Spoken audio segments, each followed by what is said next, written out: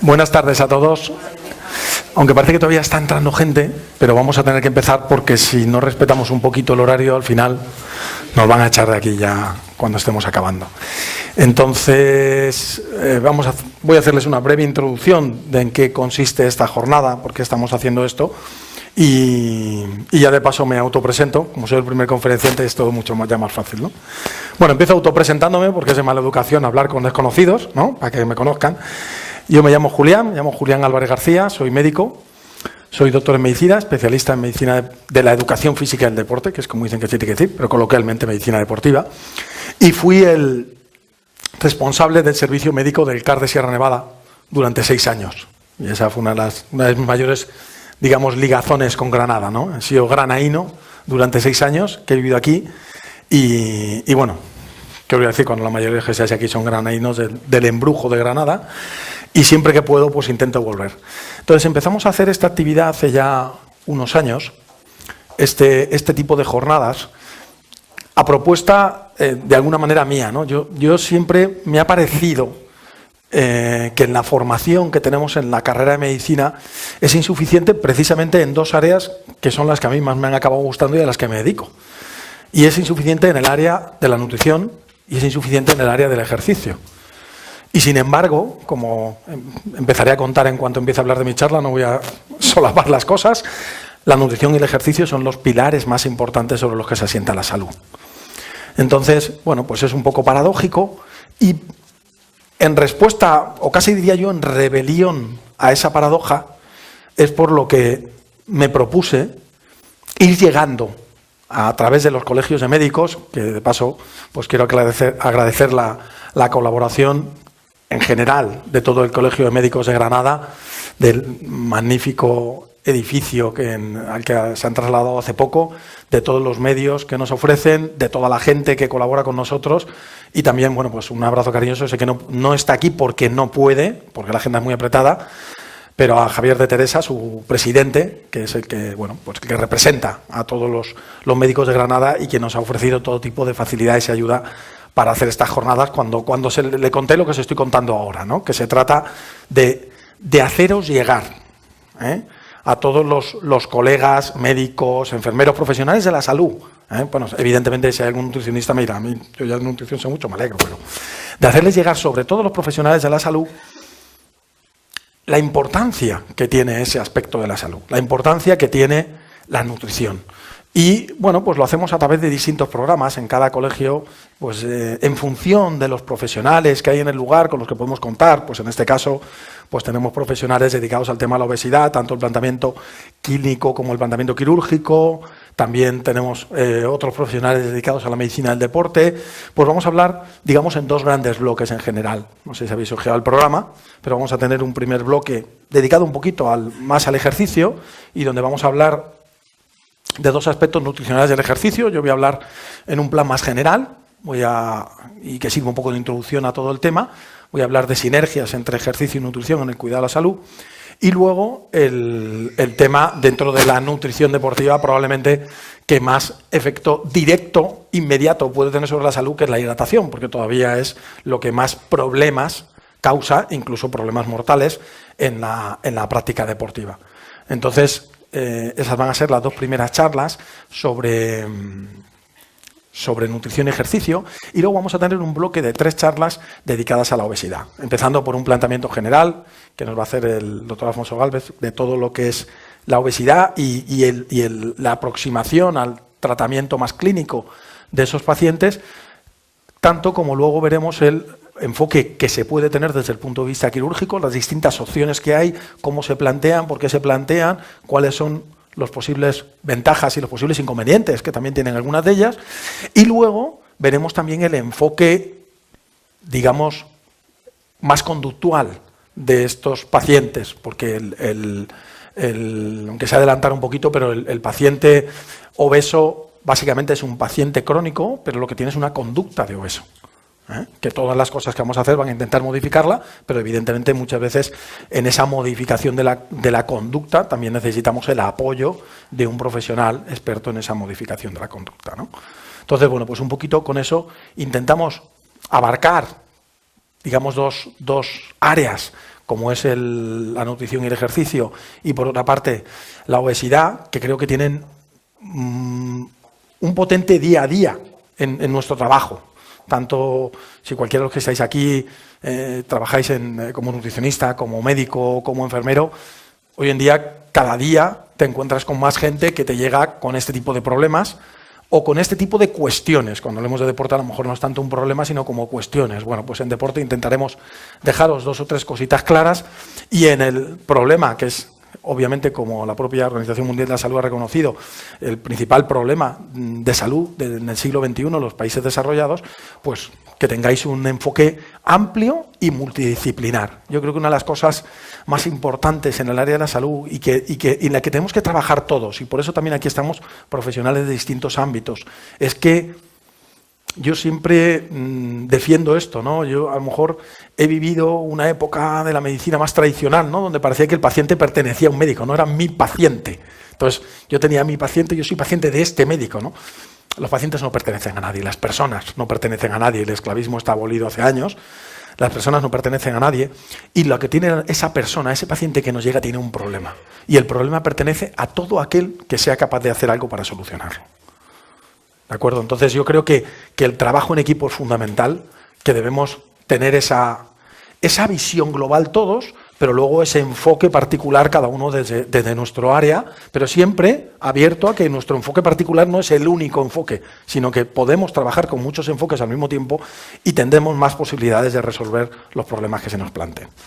Bien, pues hecha esta primera introducción, digamos un poquito filosófica, ya os digo que le propuse a la compañía Herbalife, que es la que patrocina este tipo de eventos y para la que yo actúo como consultor y formador, les propuse hacer esto, les pareció también magnífico y llevamos haciéndolo ya, creo que este es el 4º año, sí, 3º o 4º año.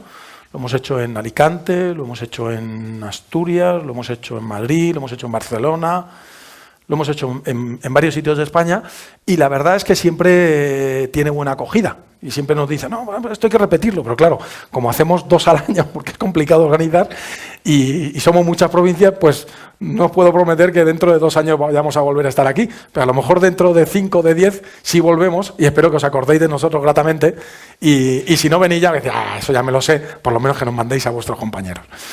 Bien, pues vamos a empezar con la primera de las charlas, para no irnos del horario, y como les decía, yo voy a hablar de sinergias entre nutrición y ejercicio en el cuidado de la salud. Y voy a hablar de sinergias porque es esas palabras que yo creo que más que palabras es un palabro, ¿no? Cuando un palabro te gusta mucho, pasa a la categoría de palabro, ¿no?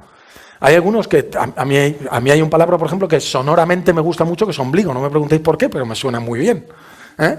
Sin embargo, esta me gusta por el sentido que tiene. Es decir, eso de decir, porque es una palabra mágica. Porque cuando los magos hacen eso, se ponen el pañuelo y dicen, mira, 1, pum, 2, tapan, chum, 3. Que 1 más 1 sea más que 2, es magia. Pues la sinergia es eso. La sinergia es que 1 más 1 es más que 2. Y yo al mundo del deporte lo traduzco como el trabajo en equipo. Yo, por ejemplo, he sido varios años médico de un equipo profesional de baloncesto, y siempre dice que un gran equipo es el que es más que 5 grandes jugadores. Y aunque algunos dicen, no, siempre tienen que estar los jugones, ¿no? Los que más juegan son los que se tienen que poner. No, a veces el equipo no son los que individualmente más juegan, pero consiguen más de esa suma.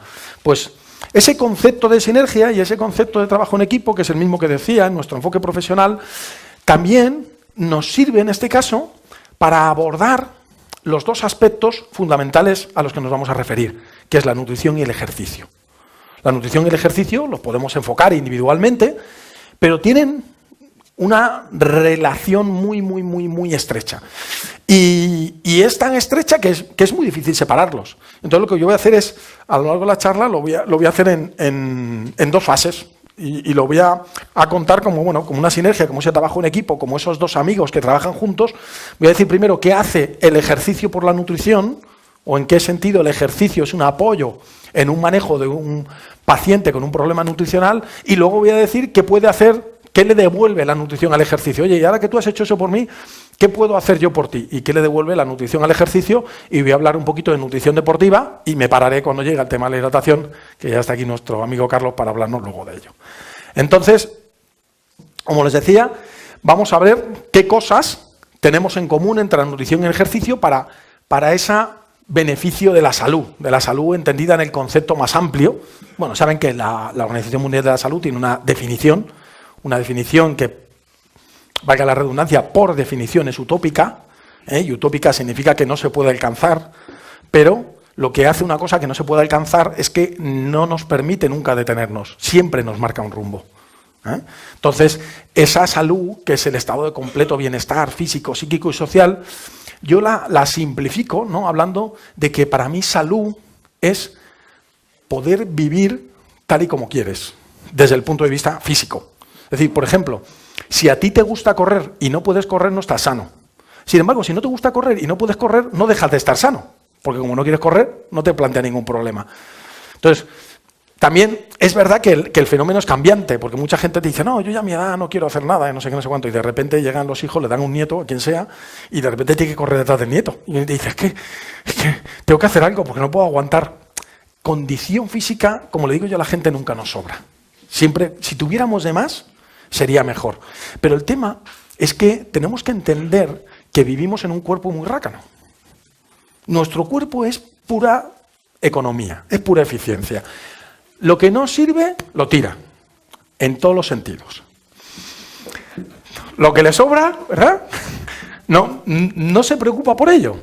Entonces, tú no vas a tener un gran rendimiento físico que supone una inversión, y supone una inversión muy grande porque la célula muscular es la mayor inversión del cuerpo, es la célula que más cara sale. O sea, tú te vas por ahí al mercado a comprar células y tú miras precios y tal, bueno, las neuronas están que ni tocarlas.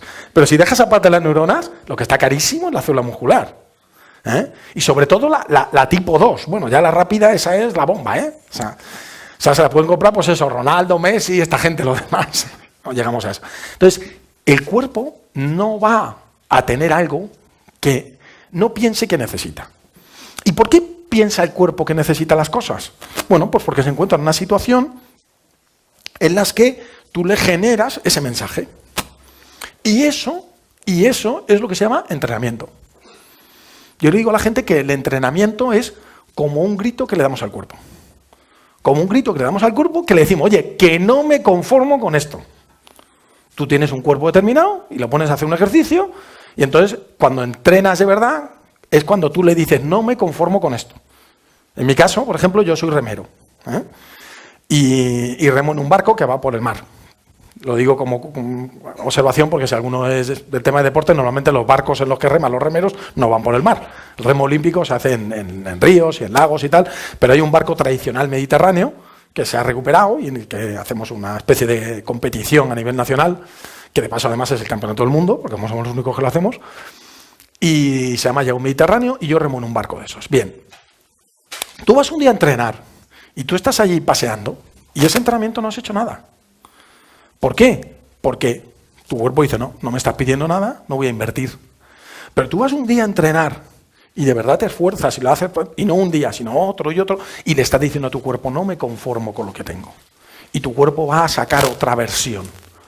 Porque claro, otra de las cosas que no tenemos en cuenta es que pensamos que el ser humano es un animal que nace, crece, llega a la edad adulta, ya para de crecer, que es lo que te dicen, no, cuando pares de crecer, cuando pares de crecer, tal, para de crecer, y entonces ya parece que es algo estático, que va a sobrevivir X tiempo, y después de X tiempo de supervivencia, se va a empezar a estropear ya, porque las cosas se estropean hasta que hay que tirarlo. Pues no es cierto.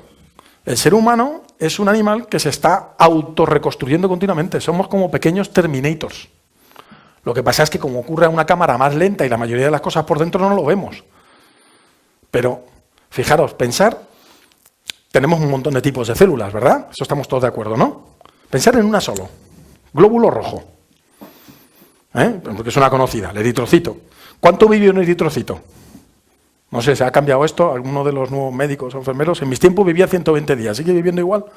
No hemos conseguido... ¿Qué tanta medida? 120 días, seguimos. ¿Dónde están las negociaciones del sindicato de eritrocitos? Bueno, pues lo dejamos en 120 días. 120 días, en un cálculo aproximado, son 4 meses. ¿Ok? Bien, 4 meses. ¿Cuántos eritrocitos tenemos cada uno? Cuando uno se hace un análisis de sangre, ¿qué pone ahí? Glóbulos rojos. Eso sí, ¿no? ¿Qué pone en el número de glóbulos rojos? Parece que estoy examinando aquí. ¿Hay estudiantes de medicina? Para que aproveche y los maltrate. X millones de glóbulos rojos, 4, 5, 6, los que sean. 4 millones de glóbulos rojos por milímetro cúbico, por microlitro. O sea que tenemos trillones de esas células. Pues cualquiera de nosotros, tú misma, dentro de 4 meses, esos trillones de células se han muerto todas. Trillones. Muertas. Qué horror, qué desastre. Y sin embargo, si le volvemos a hacer una analítica, probablemente nos dé el mismo resultado. La consecuencia es muy obvia, ¿no? ¿Qué ha pasado? Que hemos construido de un solo tipo de células, en 4 meses, trillones. Estamos continuamente ahí, pim, pam, pim, pam, pim, pam. Entonces, lo que nosotros hacemos con el ejercicio es modificar la siguiente versión. Entonces, imaginaos que yo soy la versión 3.4 de Julián. Yo digo, vale, más o menos los estadísticos dicen, midiendo turnover proteico, tal y cual, que en unos 2 años hemos renovado prácticamente todo nuestro cuerpo, un 90 y tantos %.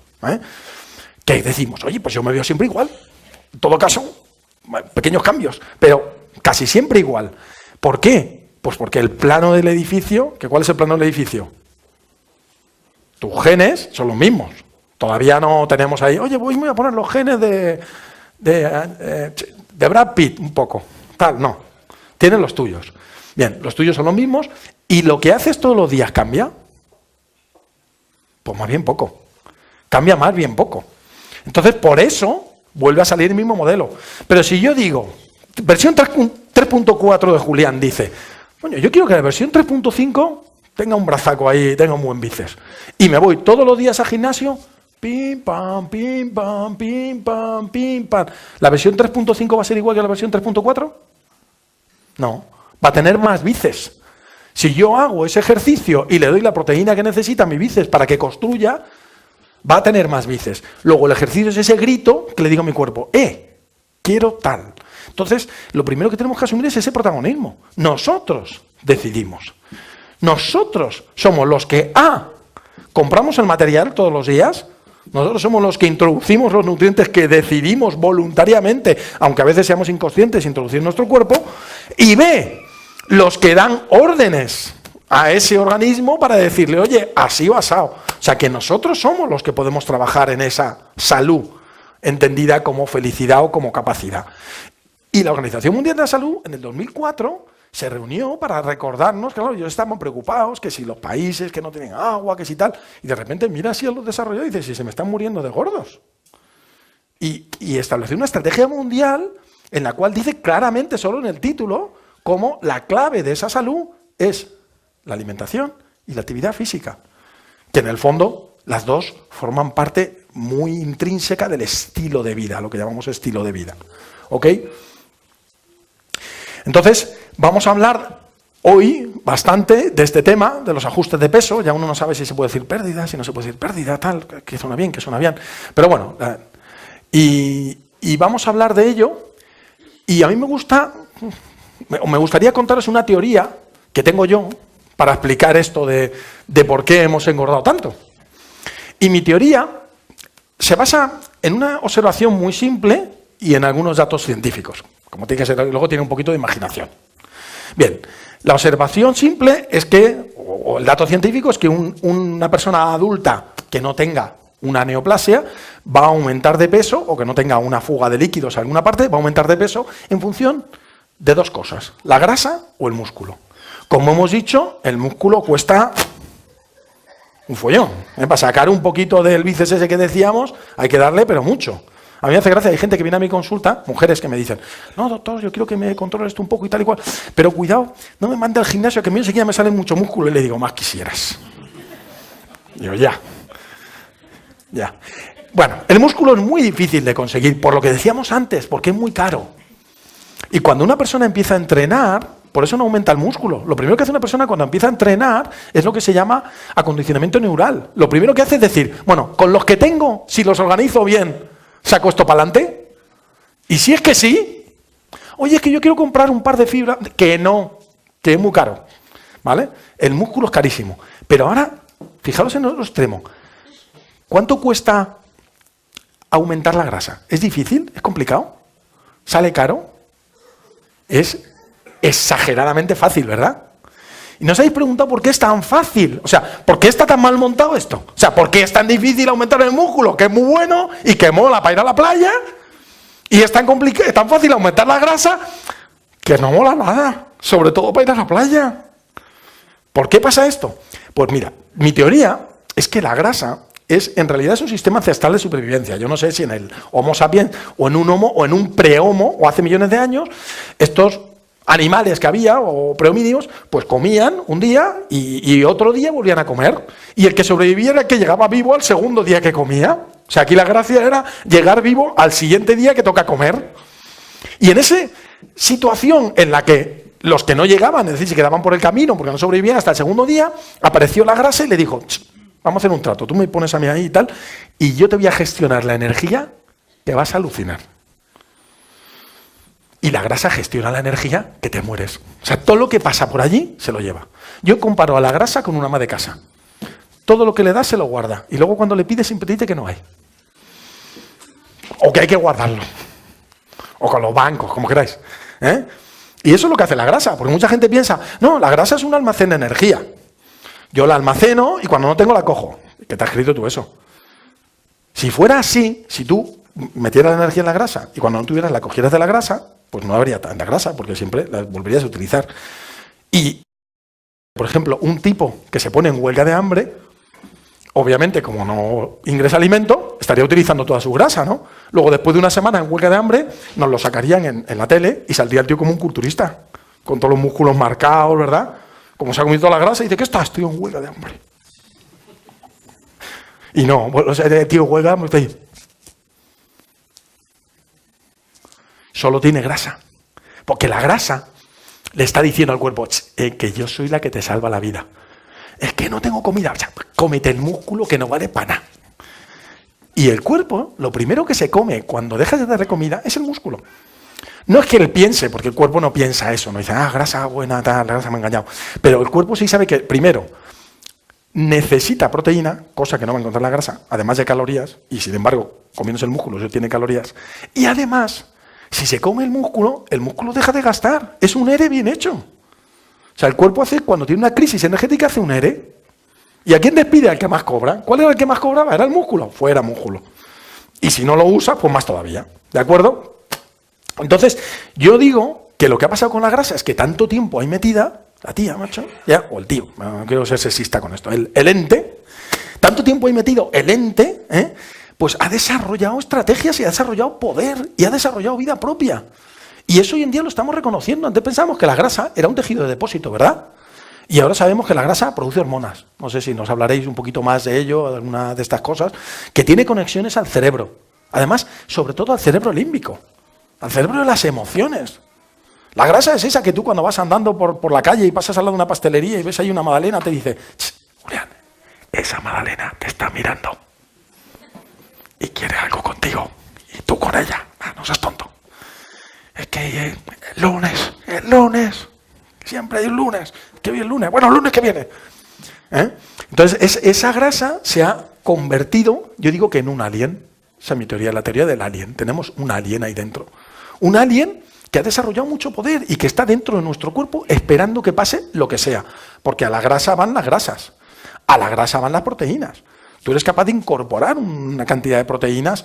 En el caso, por ejemplo, de un tío haciendo ejercicio muscular y tal, pues en los experimentos que se hacen aumentando la cantidad de proteínas que le das, hasta 25 gramos entran, digamos, en el turnover proteico. A partir de ahí, si tú un tío de estos, que hay productos en el mercado con 50 gramos de proteína o con 80, bueno, pues esos 25 extra, ¿quién los pilla? La grasa, el alien. Tú, en un momento determinado, te comes algo dulce y ¿qué pasa? ¿Qué pasa si comes algo dulce? ¿Que tu glucosa en sangre, qué hace? sube. ¿La glucosa en sangre es buena o mala? Mala, malísima. A los diabéticos lo primero que les dices es que la glucosa nunca puede estar alta. Y es verdad. Tú haces la hemoglobina glicosilada para comprobar que no ha estado alta en ningún momento. Pero una persona sana, como es mala, malísima, porque daña mucho los vasos, que son los problemas de los diabéticos, tenemos un guardaespaldas y ahí sale la insulina. ¡Glucosa! ¡Fuera de aquí! ¡Ay, que puede llegar! ¡Fuera de aquí! ¿Quién la adopta? El alien. Otra vez. Se lleva todo. Y cuando tú le pides, os vuelvo a decir, no. Tarda un buen rato y encima te lo da chinchando. Dice, pues como te dé yo, te voy a cetosizar, ¿eh? Y te vas a enterar, y te vas a marear, y vas a estar deprimido, y ¿Habéis conocido a alguien que os crucéis con él? Oye, Manolo, ¿cómo estás? Estoy a dieta. ¿Habéis oído a alguien decir, estoy a dieta con alegría? No sé si nos contará Pilar algo diferente, pero difícil, ¿verdad? Entonces, bueno, pues está ahí esperando para hacerse con lo que pueda, y yo digo eso, pues que tenemos que tener un poquito de cuidado, ¿no? Porque tenemos el alien ahí, y en ocasiones pensamos, bueno, pero puedo intentar resistirme, ¿no? Puedo intentar resistirme para que no consiga lo que él quiere, para que no me siga ahí metiendo calorías y tal. Y a veces lo intentamos, pero es que, ya os lo digo, que ha desarrollado muchas estrategias, tiene muchas armas.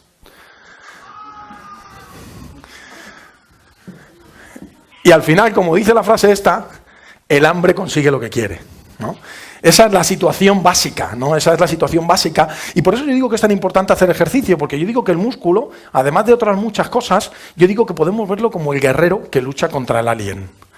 Podemos entender el músculo como ese guerrero que ponemos a nuestro lado para que luche contra el alien.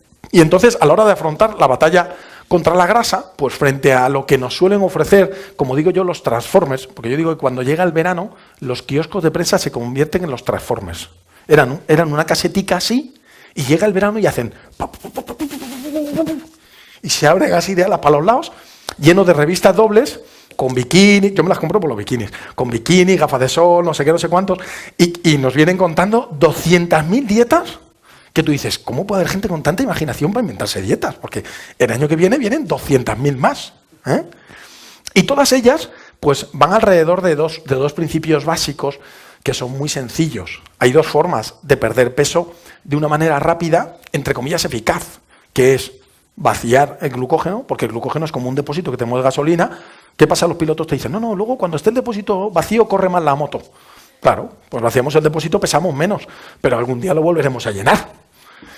Y el otro es deshidratarnos. ¿Por qué? Pues porque en nuestra masa magra somos casi el 70% de agua, de media, ya depende de lo que tenga cada uno de grasa, estamos alrededor de un 60%. Bueno, pues es fácil quitar un poquito y quitas un poquito de peso, pero te tendrás que rehidratar algún día porque es una necesidad, ¿de acuerdo? Entonces, frente a estos dos, digamos, atajos para la pérdida de peso, que son los que nos venden todos de cara al verano, y que el problema que tienen los atajos es que parece que vas más rápido, que te vas saltando pasos, pero al final te estrellas. Frente a estos dos atajos, bueno, pues lo que es la realidad es que tú siempre que pierdes peso, pierdes tejido graso y tejido muscular. ¿De acuerdo? Y cuando la pérdida, como os decía antes, es muy brusca, vas a perder más tejido muscular, por todo lo que os contaba antes.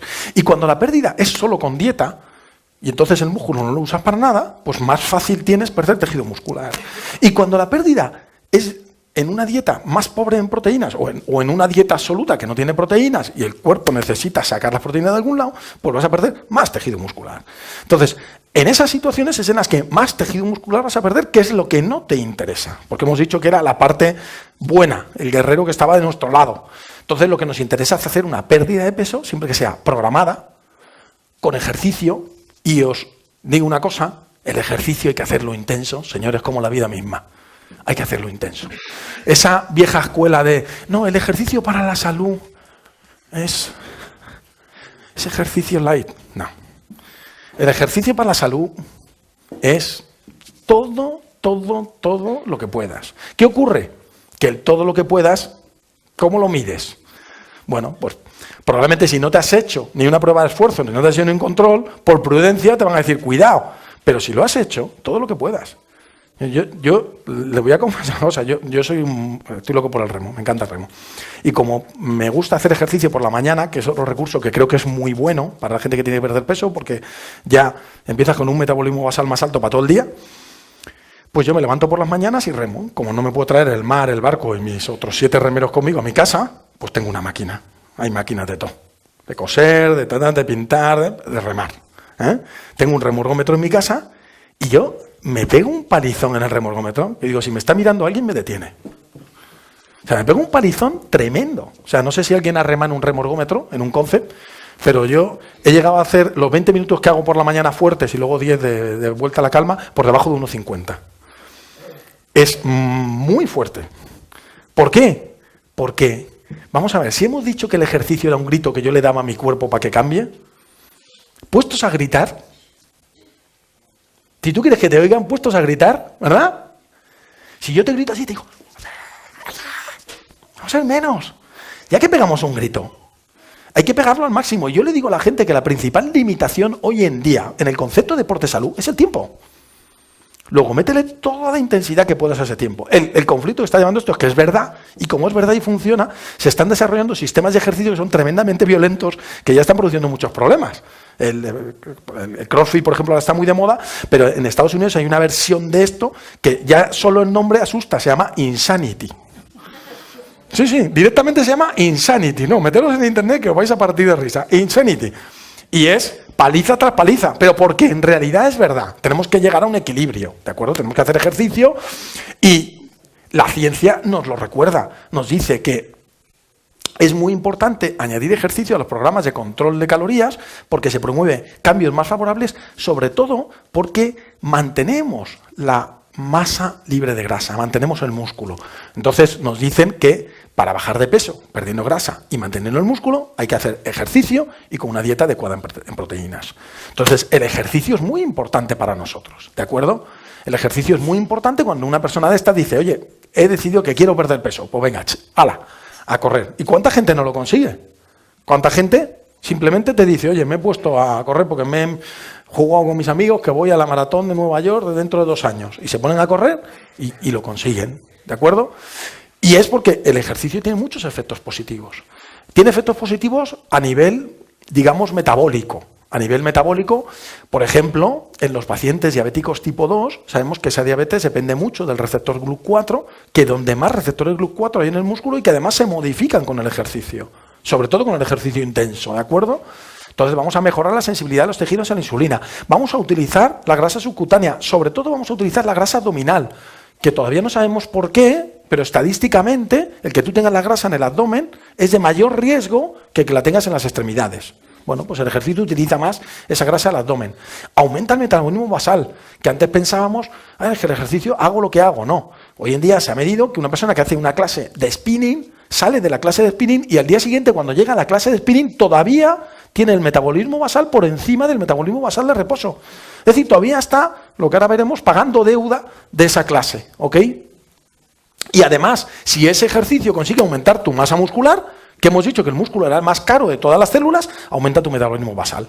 Luego, mejora mucho el factor psicológico de adherencia a programas. Si tú estás en un programa de pérdida de peso, pero al mismo tiempo en un programa de ejercicio, y por eso yo le recomiendo a la gente, incluso en una práctica deportiva, no solo actividad física, sino una práctica deportiva, con equipo, con goal, con un objetivo, con un algo que estés buscando, mucho mejor. Y luego, fijaros, aunque no hiciera nada sobre la pérdida de peso, reduce drásticamente todos los factores de riesgo relacionados con la obesidad y el sobrepeso. ¿De acuerdo?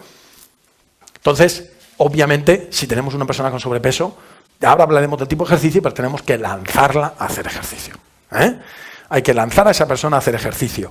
Y entonces, frente a esas dietas milagrosas de los trucos, de los secretos, ¿no? Te voy a hacer la dieta de la U. ¿Y eso qué es? Solo como cosas que empiezan por U. Una vaca, un bistec, y digo, pues te va a ir muy mal con esa. Bien, aparte de esas dietas milagrosas, vamos a cambiar por el milagro de la dieta saludable más ejercicio.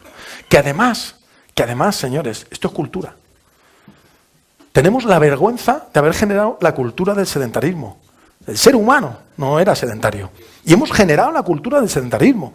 Yo cuando voy a alguna de estas charlas de gente que le gusta más hablar de esto y ya me ponen el colmo de los colmos, que no es el mando a distancia. Ya han inventado un mando para mandar en los mandos. Pero como tenemos 5 o 6 mandos, un mando con el que controlan los demás mandos. Y luego el siguiente paso ya es que además ese mando lo controlas por voz. Con lo cual ya no mueven ni la mano.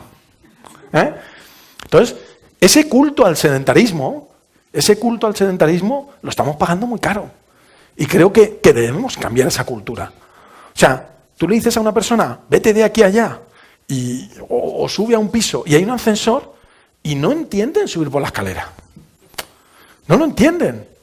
Yo tengo un compañero que además de ser, fue mi profesor en la carrera de medicina, pero rema a mi lado, y es colega, es médico también, que yo no sé, por cierto, si ha venido por aquí, porque tengo por ahí un congreso de reuma, y él es reumatólogo, Eliseo Pascual, que tiene, yo qué sé los años que tiene muchos, porque nos descuentan muchos segundos cuando él está en el barco. Tiene un montón de años, debería estar jubilado, pero todavía no está jubilado. Y su servicio está en una 8ª planta. Pues se sube andando. Pero es que hace un año tuvo un accidente que le atropelló un taxi y dijeron, uy, este no vuelve a andar. Y se fue al quirófano con la camiseta de remo, ¿no? Y le rehabilitamos, como digo yo, remando, y lo teníamos remando a los 3 meses, con una fractura tibial, con aplastamiento, y a los 6 meses volvió a darse de alta para trabajar y volvía a subir andando a la 8ª planta. Entonces, es una cuestión de cultura. Y tenemos que ser conscientes de que nosotros tenemos un peso muy grande en la cultura de la gente. Y igual que en la cultura de la gente estamos consiguiendo modificar culturalmente el hábito del tabaco, y estamos consiguiendo que el hábito del tabaco sea un hábito negativo o mal visto, que hay gente que todavía está enganchada, bueno, ya les ayudaremos, pero estamos favoreciendo el ser no fumador culturalmente. Culturalmente tenemos que favorecer el ser no sedentario, el hacer ejercicio. Y como os decía, se puede hacer cualquier tipo de ejercicio. Clásicamente se decía que había que hacer ejercicio aeróbico. ¿Por qué? Porque es el que quema las grasas. Esta es una paparruchada que todavía se cuenta en la universidad. De esas cosas que todavía dices, ¿cómo se puede contar esto en la universidad? A mí, ¿qué más me da lo que yo utilice?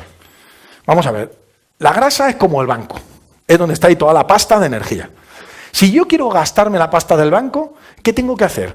¿Gastarme pasta muy poquita, así poquito a poco? ¿O llegar y decir, unos zapatos de 3 millones de pelas? A la bestia. Si yo quiero gastar gasolina en un coche, yo voy en un coche, ahora que está de moda eso el Efficient Dynamics, yo voy en un coche a una velocidad constante, bajita, y consumo lo mismo que si voy pegando acelerones. ¿Cómo consumo más? Pegando acelerones y frenazos. Pues esto es lo mismo. Esto, evidentemente, gasta. Pero ¿qué ventaja tiene el aeróbico? Que esto lo puede hacer todo el mundo. Porque lo decíamos antes. Todo lo que puedas. Es que una persona que no ha hecho nunca ejercicio, tú le metes, por ejemplo, a remar, o le metes en un entrenamiento de cross-training y se muere. Y como le digo yo cuando doy clases, que doy también clases a entrenadores personales, les digo, ¿cuál es vuestro principal objetivo a los 2 meses con un cliente? Y sale uno y me dice, no, la fuerza-resistencia, no, la resistencia cardiovascular, no, la elasticidad, no, el equilibrio. Y digo, no, que vuelva. O sea, a los 2 meses lo que hay que conseguir es que vuelva. Ese es el problema. Entonces, el que no ha hecho nunca ejercicio, hay que empezar con un ejercicio aeróbico, y cuando va teniendo esa base aeróbica, vamos metiendo otros ejercicios.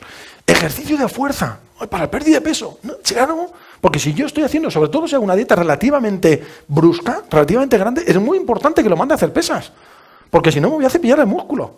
Y esto es lo que más sujeta el músculo que tengo y lo que me ayuda a formar músculo, ¿ok? Y luego, como una especie de mix, hace unos años se han creado la moda de los ejercicios interválicos, el spinning, el indoor walking, y la verdad es que funcionan, porque son ejercicios que se hacen en alta intensidad, con lo cual el gasto calórico, como ahora veremos, es muy alto, y además tienen suficiente intensidad para mantener el músculo, para mantener viva, sobre todo esa fibra tipo 2, que es la que más tiende a atrofiarse, y incluso ya hay trabajos que muestran mejoras de capacidad aeróbica haciendo este tipo de entrenamiento. Entonces, bueno, pues es un kit muy completo que nos permite a una persona decirle, oye, tú te vas todos los días 1 horita al gimnasio, que además te lo hacen con música, con buen rollito, allí con todo, pim, pam, pim, pam, pim, te lo pasas bien y haces un ejercicio que te vale un poquito para todo, ¿de acuerdo? Antes ya os digo que se decía que había que hacer las cosas aeróbicas porque solo se medía, en realidad, el gasto energético midiendo el consumo de oxígeno. Yo en unos laboratorios donde trabajé en Estados Unidos, en el de Virginia, era uno de los sitios donde hacían esto. Y te veías por todos sitios a gente con una bolsa de Douglas, porque entonces se medía el consumo de oxígeno con una bolsa de Douglas, pues un tío andando con no sé qué, otro tío con una muleta, otro... Vale. Pero hoy en día sabemos que no solo se gasta el oxígeno que consumimos, que se gasta el oxígeno que consumimos si todo fuera totalmente aeróbico. Pero nada es totalmente. Y por supuesto el ejercicio nunca es totalmente aeróbico. Entonces, pues a alguien se le ocurrió, bueno, pues puede ser útil a lo mejor para esto, pero no es útil, por ejemplo, para medir el gasto en un test de Wingate. Y a alguien se le ocurrió comparar, decir, bueno, vamos a hacer un ejercicio que es el mismo ejercicio, luego es la misma cantidad de energía y con el mismo modelo de ejercicio que es correr, luego más o menos con la misma eficiencia, tiene que gastar lo mismo. Entonces vamos a recorrer una distancia, no era más que esto, evidentemente, vamos a recorrer una distancia con dos modelos. Uno de ellos corriendo a una velocidad continua, que es el clásico ejercicio aeróbico, ¿no? Y el otro de ellos, el otro modelo, es yo voy a recorrer la misma distancia, pero en vez de hacer eso, voy a hacer sprint intermitente, es decir, voy a hacer...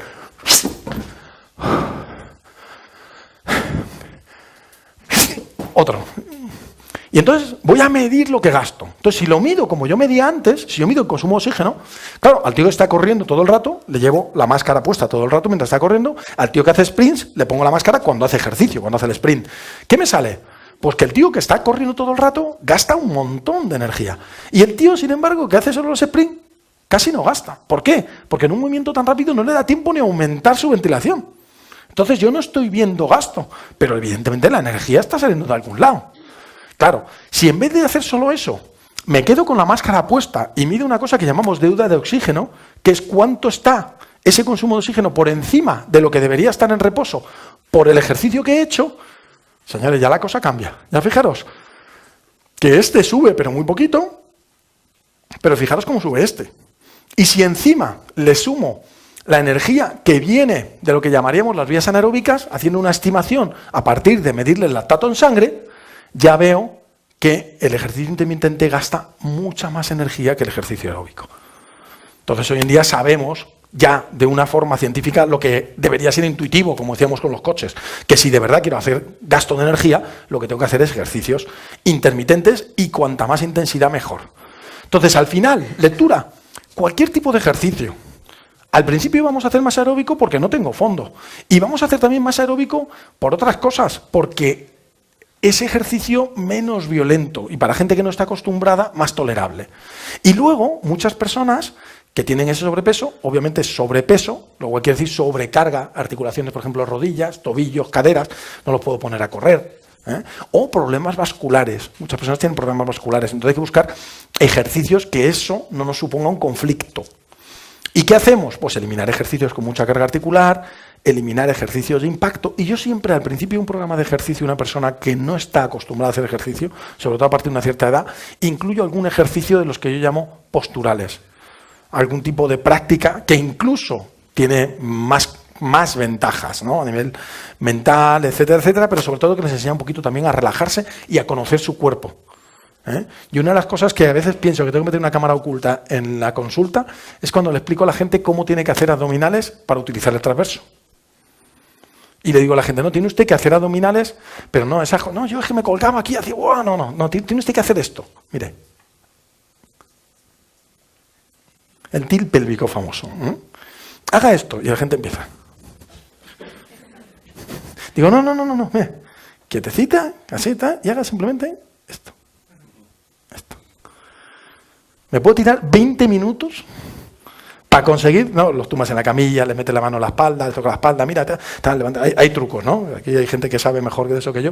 Pero, porque hay gente que es que no sabe ni lo que es el abdominal, ni lo que es el tilt pélvico, ni lo que es su cadera, ni que ahí había un músculo.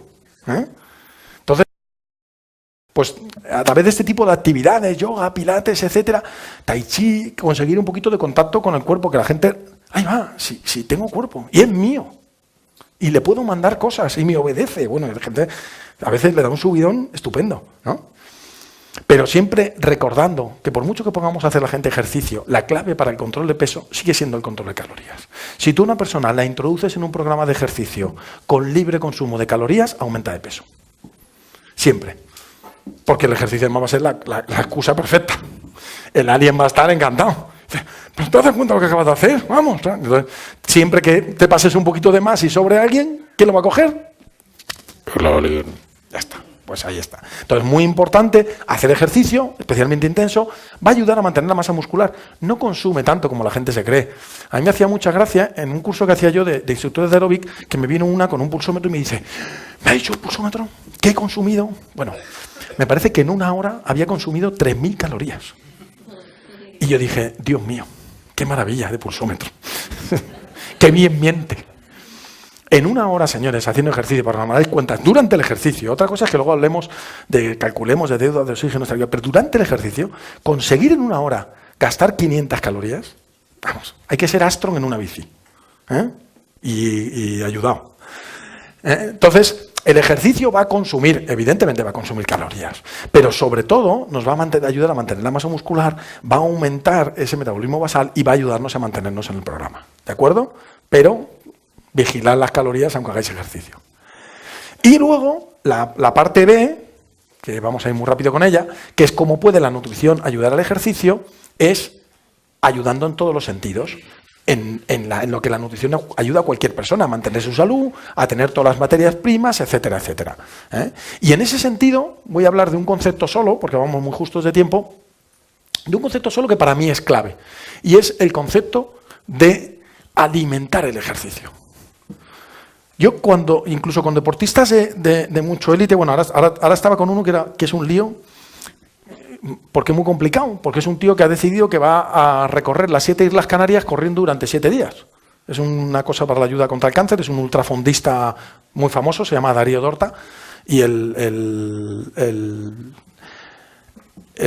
Run Espiral se llama o algo así, el reto, pero es hacer aproximadamente unas 10 horas de carrera cada día en 7 islas. Entonces, en este caso, es muy difícil separar el ejercicio de tu vida normal, porque te levantas por la mañana, estás corriendo, acabas y te vas a dormir. Entonces, es complicado, ¿no? Pero en situaciones normales, yo a los deportistas muchas veces les hago ese planteamiento. Les digo, vamos a organizar, por una parte, tu dieta de tu día normal y luego tu alimentación del ejercicio. ¿Por qué? Porque yo creo que es muy importante alimentar el ejercicio, porque hay que devolverle ese favor que nos está haciendo. Y el ejercicio, si hemos dicho que es un grito destinado a cambiar mi cuerpo, necesita nutrientes. Si imagino que mi cuerpo es un edificio y el ejercicio es un grito, es decir, voy a renovar el edificio, imaginaros que, por coger una parte, el cuarto de baño, que decido renovar el cuarto de baño. Ese grito lo que está haciendo es destruir el cuarto de baño. El ejercicio es tremendamente catabólico. Está destruyendo el cuarto de baño para que construyamos uno nuevo. Pero seríamos muy malas personas si le dejamos pegar ese grito, destruye el cuarto de baño. Venga, vamos a hacer nuevo. No, ahora no te doy los azulejos. No lo dejes así. Entonces, al músculo, ya que se le ha currado, hay que darle lo que necesita. ¿De acuerdo?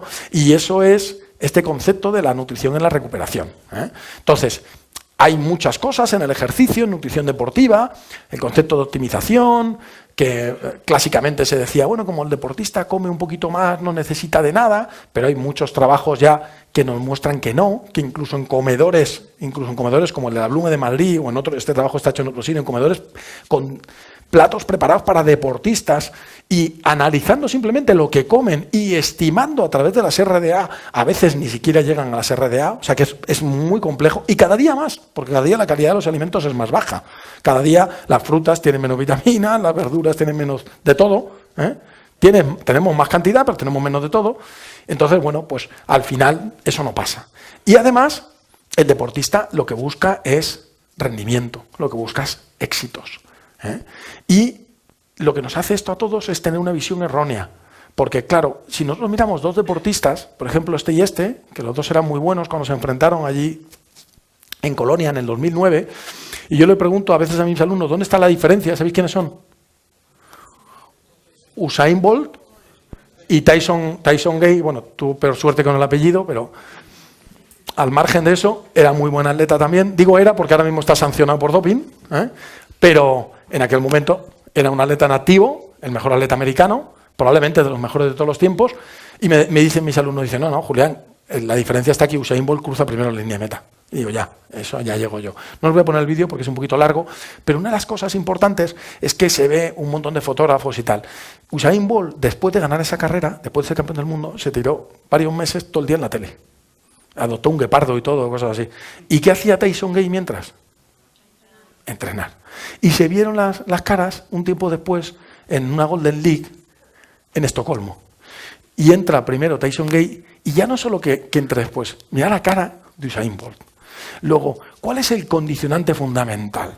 ¿Qué es lo que hace, por ejemplo, que este chaval, que es impresionante, ya aprovecho para decir, es impresionante lo que este chaval ha hecho? ¿Qué es? Que una de las cosas más impresionantes de él es el manejo nutricional. No sé si os habéis dado cuenta, cada vez que vuelve una lesión, aguanta más porque ha vuelto a perder peso, sin perder potencia, que ahí está el truco. Bien, ¿por qué este chaval es capaz de ganar tantos trofeos? Porque tenéis que verle entrenar. Da miedo verle entrenar. Bueno, alguna chica me ha dicho alguna vez, hombre, miedo tampoco da. Depende de cómo se mire. Lo que os quiero decir es que aunque normalmente, como estamos pensando en rendimiento y pensamos en la competición es menos del 10% de la actividad del deportista. El deportista es un currante del día a día. Entrena todos los días.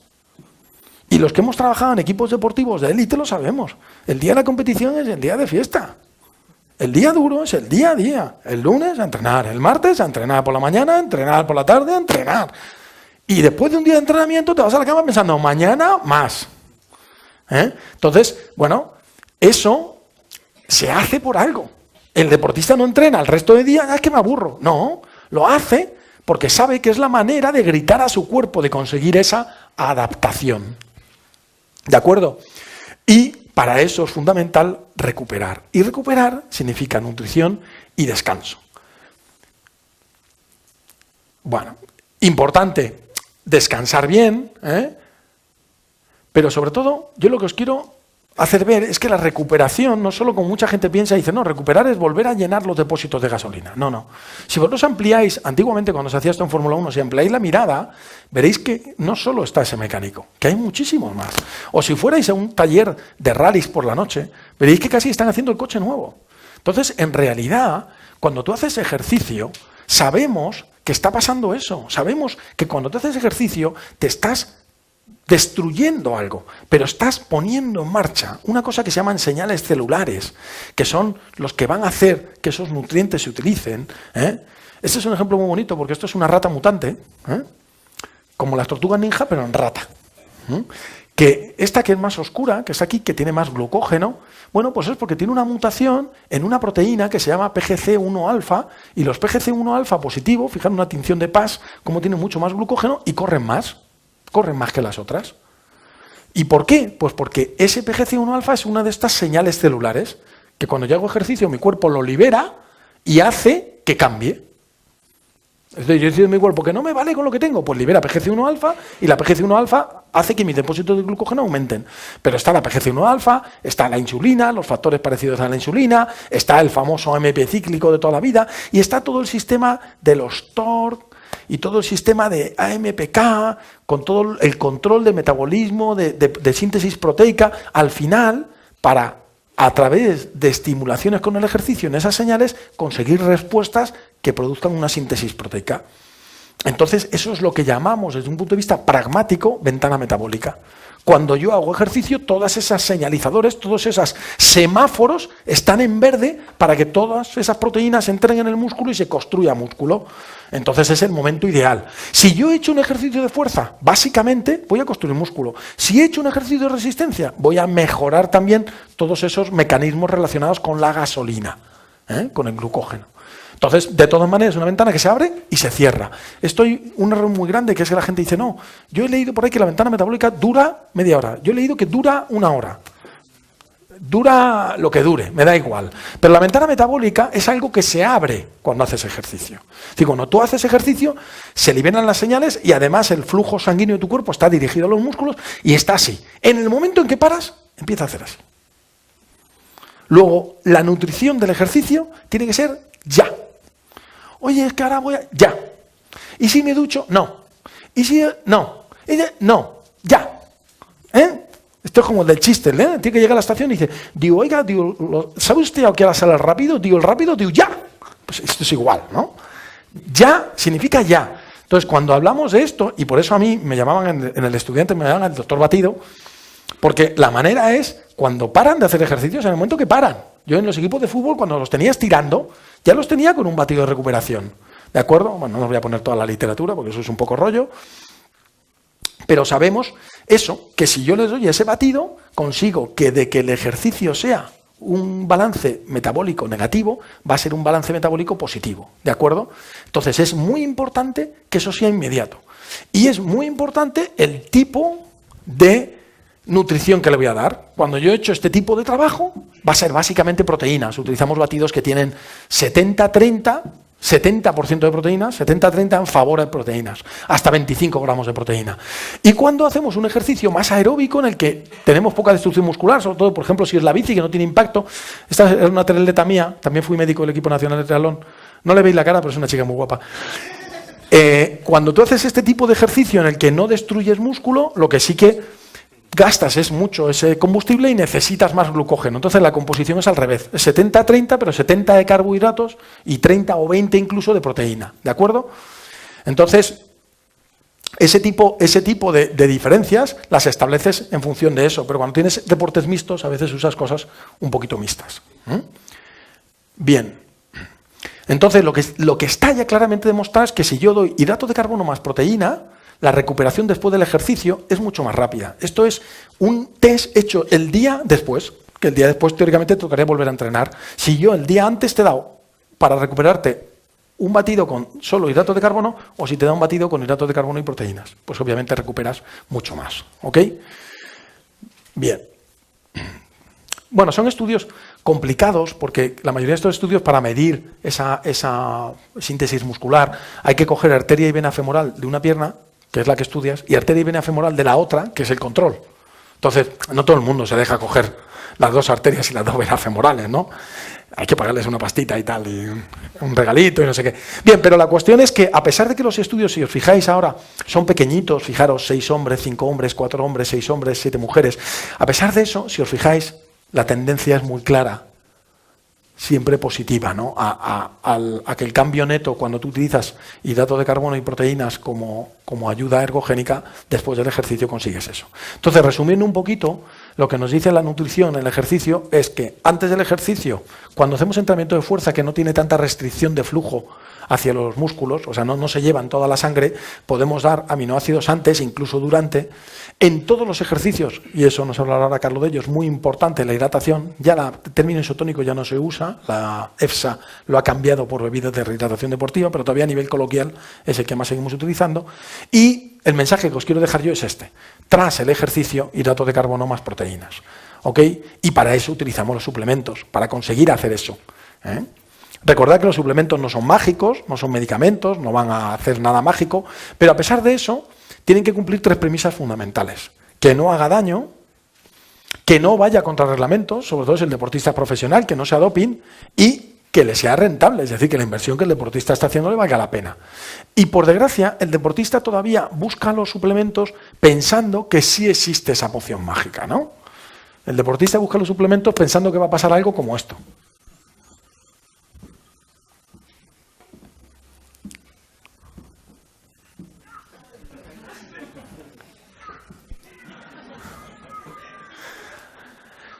Bueno, y la mala noticia es que, bueno, pues que no existe la poción mágica. Bueno, existe la poción mágica, en los cómics, que curiosa, a mí siempre me ha hecho gracia, ¿no? Que esto es la poción mágica, que era un tal Asterix, que le dieran algo que hacían con un brebaje y que se fuera a los Juegos Olímpicos. No sé, ¿cómo llamaríais a esto? ¿Dopaje lo llamaríais? Pues es un cómic francés, no sé si. Me ha parecido curioso, es un detalle curioso, ¿verdad?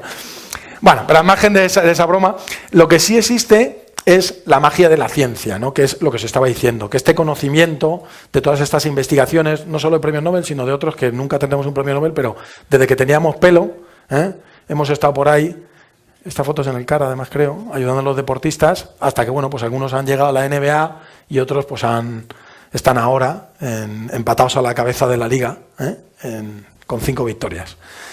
Entonces, bueno, pues al final, evidentemente, los suplementos son útiles. Hay suplementos que tienen un claro efecto ergogénico, como puede ser la cafeína, pero sobre todo son útiles para lo que os he dicho, para conseguir la correcta alimentación del deportista, la correcta recuperación y la correcta utilización de ese entrenamiento. Por eso, lo importante es que tengamos productos de confianza, que sepamos exactamente qué es lo que tienen, que sepamos qué es lo que estamos utilizando, y por eso digo que a mí me llamaban el doctor Batido. Esta fotografía, que va a salir ahora, es mítica, porque esto era el vestuario de la ciudad deportiva del Real Madrid, del Raimundo Saporta, no sé si sonará, que tenían un campo de baloncesto, donde ahora están las torres esas de la Castellana, y la última temporada que jugaron allí, les tocó el primer playoff contra nosotros, yo era médico de Estudiantes, y le ganamos en el quinto partido en su casa. Y esta foto está hecha en un momento que subí porque Felipe, que entonces, ahora capitán del Real Madrid, entonces era jugador de Estudiantes, se hizo un esguince y subí a verle el tobillo. Entonces dije, mira, voy a hacer una foto a los batidos. Y eso era el batido de cada uno, que era norma del equipo. Además, yo tuve la suerte de tener un entrenador que me daba a mí todo el poder que tenía que tener. Y si yo decía que había que tomarse un batido, no era optativo, había que tomarse un batido. Y entonces yo me acuerdo que le dije, Pepu, esto del batido es muy importante, que se lo tomen nada más acabar. Me dijo, mira, Julián, ya que te quieras meter antes que yo, el primero que habla soy yo. No, si no quiero hablar. Me mira así. Dice, no, yo solo quiero que se lo tomen. Dice, mira, pues haces eso, lo dejas ahí y cuando suban, cuando yo le voy a dar la charla, porque cuando se acaba un partido, lo primero es la charla, la arenga del entrenador, dice, cuando voy a dar la charla, cada uno que coja su bote y que se lo beba. Ok. Y eso hacíamos en el equipo. Bueno, pues que este año eliminamos ahí al Real Madrid en playoff. El siguiente playoff, no sé si a alguien le gusta el baloncesto, esto van a aparecer historias de abuelo Cebolleta, pero nos tocó contra el Tau Vitoria, que tenía a Escola, Oberto, Nocioni, Calderón, Prigioni. Bueno, pues a ese Tau le ganamos también en el quinto partido en Vitoria y ya nos tocó la final contra el Barça, que sabéis que la sede del Colegio de Árbitros está en Barcelona, y ahí ya no fue posible. Pero fuimos subcampeones. Total, que al final, como os decía, hay muchos suplementos cuya utilidad está comprobada y en el deporte son de práctica habitual. Y lo vamos a dejar ahí porque el tema de hidratación nos lo va a contar nuestro querido amigo, el doctor Carlos de Teresa. Ya aprovecho para subirte aquí y si me pasa la presentación la voy enchufando. Hola, don Carlos. Bueno, nuestro amigo Carlos de Teresa